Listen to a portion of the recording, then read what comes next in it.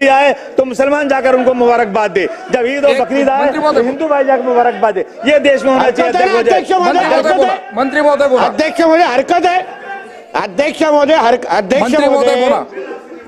अब्बू आझमी जी जे बोलतायत त्यांना जास्त भाईचारा विचारा ह्या गोष्टी बोलतायत, त्याच्यात काय नाहीये, पण चुकीची माहिती बोलतायत, दुसरी बाजू समजून घेत नाहीत। पहिले गणेश चतुर्थीवर कोण दगड, मिरवणुकीवर कोण दगड मारणार, आमच्या मंदिरं कोण तोडणार, आमच्या इथे हे भाईचाराचे लेक्चर तोडत हे फतवा काढणाऱ्या लोकांना अगर त्यांनी वेळेत दिले। अध्यक्ष महोदय, अस्पतालों में मरीजों की तादाद लगातार बढ़ती जा रही है, परंतु अध्यक्ष महोदय अस्पतालों में स्टाफ की बहुत कमी है। अध्यक्ष महोदय, मनपा प्रशासन ने पिछले 3 साल में जो अलग अलग पोस्ट डिपार्टमेंट खाली है 1840 पोस्ट रद्द किया। अध्यक्ष महोदय, अरे मुमरा का मैं क्या, मेरा गोंडी का, पर अध्यक्ष महोदय बात करो। अध्यक्ष महोदय 1840 पोस्ट खाली है। अध्यक्ष महोदय जो म्युनिसिपल अस्पताल हैं उनमें नायर अस्पताल में 53, ऊपर में 80, भाभा अस्पताल में 71, शताब्दी में 99, राजावाड़ी अस्पताल में 121 पद खाली पड़ा है। अध्यक्ष महोदय मेरा सरकार से निवेदन है कि तुरंत इस पद को भरा जाए और अस्पतालों में जो मशीनें खराब है वो नई मशीनें लाई जाएं। अध्यक्ष महोदय, मैं मुख्यमंत्री जी बैठे हैं, मुझे बहुत खुशी है कि मैं उनके सामने कुछ बोलना चाहता हूं। अध्यक्ष महोदय, मुख्यमंत्री से मैं एक प्रोटेक्शन चाहता हूं आज। अध्यक्ष महोदय, हमारा देश एक धार्मिक देश है। अध्यक्ष महोदय, यहाँ धर्म के मानने वाले लोग हैं अपने धर्म के खिलाफ। अध्यक्ष महोदय, महापुरुषों के खिलाफ यदि कोई बोलता है इस पर जान देने को तैयार रहते हैं लोग।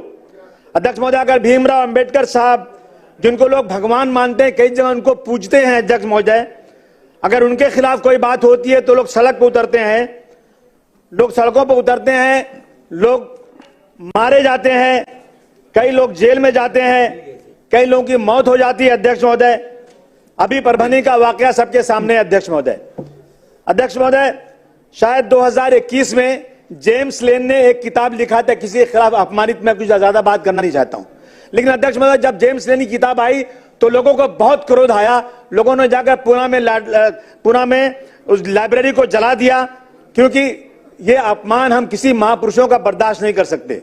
अध्यक्ष महोदय, उस वक्त आर पाटिल साहब ने कहा था जेम्स लेन को अमेरिका से लाएंगे, केस चलाएंगे, लेकिन आज तक तो उनको लाया नहीं, कोई केस हुआ नहीं, अभी तक कुछ किया नहीं गया। अध्यक्ष महोदय, इस तरह त्रिपुरा में एक मस्जिद पे हमला हुआ, कुरान शरीफ जलाया गया, हुजूर सल्लल्लाहु अलैहि वसल्लम के खिलाफ, नामुसे रिसालत के खिलाफ हुआ। तो अध्यक्ष महोदय, मालेगांव में, नांदेड़ में, अमरावती में लोग सड़क पर उतरे। अध्यक्ष महोदय, उसमें मालेगांव में 70 लोग 1 साल तक जेल में रहे, अगर नांदेड़ में लोग जेल में रहे। अध्यक्ष महोदय, मेरा कहना है कि अगर हमें लॉ एंड ऑर्डर को दुरुस्त करना है तो मुख्यमंत्री जी मैं आपसे निवेदन करता हूं, हाथ जोड़ के आपसे निवेदन करना चाहता हूं, 50% आपका लॉ एंड ऑर्डर नहीं दुरुस्त है तो आप बोल देना मुझे। अध्यक्ष महोदय, जब भी नवरात्रि आती है मस्जिद के सामने आकर के क्या जरूरत है वहां पर सर, वहां पर आके ये कहना कि इस देश में रहना है तो आपको जय श्री राम कहना है। अध्यक्ष महोदय, अगर कोई मना करता है, रुकिए अध्यक्ष महोदय, मुसलमानों को क्यों मजबूर किया जाता है? अध्यक्ष महोदय, गुंबद पर चढ़ करके वहां पर गेरुआ झंडा लगा दिया जाता है। अध्यक्ष महोदय, जिससे झगड़ा होता है, लड़ाई बढ़ती है। अध्यक्ष महोदय, अगर इस तरह की चीजें देश में चलेंगी तो लॉ एंड ऑर्डर कैसे दुरुस्त होगा? मैं अध्यक्ष महोदय, विशालगढ़ में मस्जिद के ऊपर चढ़कर गुंबद पे हथौड़ा मारा गया, सबने अपनी आंखों से देखा। अध्यक्ष महोदय, मैं मुख्यमंत्री जी मैं आपका ध्यान दिलाना चाहता हूं कि विशालगढ़ में मस्जिद में घुसकर कुरान शरीफ जलाया गया, वहां पर 45-50 लोगों का घर बिल्कुल तोड़ दिया गया। क्या गलती थी उनकी? अध्यक्ष महोदय, ये सिर्फ हिंदू और मुसलमानों के बीच में जिस तरह से झगड़ा कराया जा रहा है उसमें कहीं ना कहीं मुख्यमंत्री जी को आपको रोक लगाना जरूरी है। बांग्लादेश में हमारे भाइयों के साथ वहां पर जाति हो रही है, हम उसकी निंदा करते हैं, उसकी खुली निंदा होना चाहिए। लेकिन मेरे देश के अंदर अध्यक्ष महोदय, ट्रेन के अंदर एक पुलिस वाला मुसलमानों को निकाल के गोली मार देता है, अध्यक्ष उसकी निंदा क्यों नहीं जोरदार तरीके से होती? क्यों नहीं हमारे और भाई सड़क पे उतरते? अध्यक्ष महोदय, एक टीचर एक बच्चे को खड़ा करती है और दूसरे बच्चों से कहती इसको मारो, क्यों मारो? कि ये मुसलमान है, बच्चा रोता है। अध्यक्ष महोदय, मैं आपसे आज एक आपसे गुजारिश करना चाहता हूं अध्यक्ष महोदय, अभी यहाँ पर बुल्डाना में धाड़ जगह पे टीपू सुल्तान की जयंती परमिशन के साथ मनाई गई, परमिशन मिला, और उसके बाद किसी ने पटाखा फोड़ा।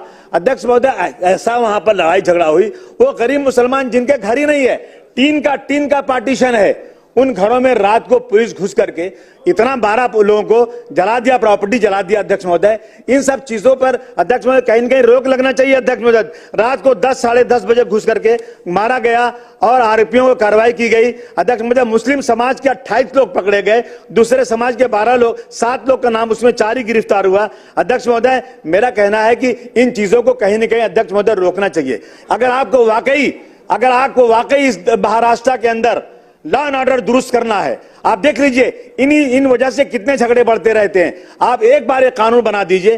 किसी ने किसी महापुरुष के खिलाफ बोला, किसी ने पैगंबर इस्लाम के खिलाफ बोला, किसी ने मंदिर मस्जिद का झगड़ा शुरू किया, किसी ने यह कहा कि इस देश में 20 लाख मुसलमानों को मार देना चाहिए। अध्यक्ष महोदय, मैं हाथ जोड़ के आपसे निवेदन करना चाहता हूं, मैं मुख्यमंत्री जी का ध्यान इधर चाहता हूं कि आप एक कानून बना दीजिए अध्यक्ष महोदय, कि अगर किसी ने धर्म के खिलाफ या ऐसे महापुरुषों के खिलाफ बोला तो कम से कम ऐसा कानून बने कि उसकी जमानत ना होने पाए और कम से कम 2-4 साल जेल में रहे और 10 साल की सजा उसको होना चाहिए। अध्यक्ष महोदय, हिंदू मुसलमानों को आपस में भाईचारगी करना बहुत जरूरी है अध्यक्ष महोदय, इसलिए मैं आपसे गुजारिश करने आज आया हूं। अध्यक्ष महोदय, महल झोपड़ी सबका मुकद्दर फूट जाएगा अगर ये साथ हम हिंदू और मुस्लिमों का छूट जाएगा। दुआ कीजिए कि हमें प्यार के रिश्ते रहे कायम। अगर ये रिश्ते टूट जाएंगे मुख्यमंत्री जी, भारत टूट जाएगा। मेरा आपसे निवेदन है, आप आज एक वादा कर दीजिए कि आप एक ऐसा लॉ बनाएंगे, ऐसा कानून बनाएंगे जो धर्म के खिलाफ लड़ाई करने वालों को बहुत सख्त सजा मिलेगी। मैं आपको यकीन दिलाता हूं महाराष्ट्र का 50% लॉ एंड ऑर्डर दुरुस्त हो जाएगा। ये गुंडागर्दी खत्म होना चाहिए। अरे एक साहब कहते हैं मस्जिद में घुस के मारूंगा, क्यों मारोगे भाई, क्या गलती है? मैं कुरान शरीफ नहीं पढ़ने दूंगा, मैं लाउड स्पीकर बंद कर दूंगा। अध्यक्ष महोदय, ये देश हिंदू और मुसलमानों के प्रेम का देश है, आपस में मिलकर रहने वाला देश है, हमारी संस्कृति है एक दूसरे के साथ प्यार मोहब्बत। अध्यक्ष महोदय, जब दिवाली और होली आए तो मुसलमान जाकर उनको मुबारकबाद दे, जब ईद और बकरीद आए तो हिंदू भाई जाकर मुबारकबाद दे। ये देश में होना चाहिए। अध्यक्ष महोदय, मंत्री महोदय बोला। अध्यक्ष महोदय, हरकत है। अध्यक्ष महोदय,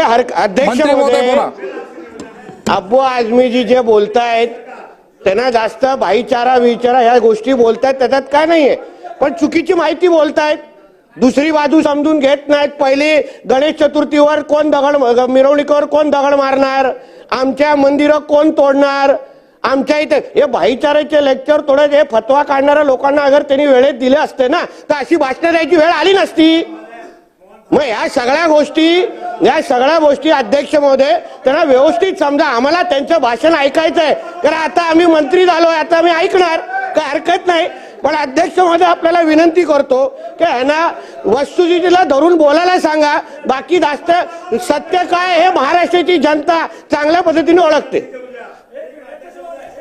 बोला। अध्यक्ष महोदय, 1 मिनट अध्यक्ष महोदय, ये मोहन भागवत साहब को मानते हैं कि नहीं मानते हैं? आदरणीय मोहन भागवत साहब ने कल ही कहा है, ये नेता लोग जो है ना अपना कद बढ़ाने के लिए ये सब कर रहे हैं। ये श्री मोहन भागवत जी की बात है, बंद करो ये सब चीजें। अध्यक्ष महोदय बोला। अध्यक्ष महोदय, अबू आझमी जे बोलत आहेत तो विषय वेगळा आहे। सभ्यता जे आहे त्यांचं पालन त्यांनी करावं, त्यांच्यामध्ये कदाचित एकेरी नाव घ्यायचा प्रघात असेल। मोहन भागवत न म्हणता मोहनजी भागवत म्हटलं तर काही फार फरक पडणार नाही, त्यांनी तेवढी सुधारणा करावी।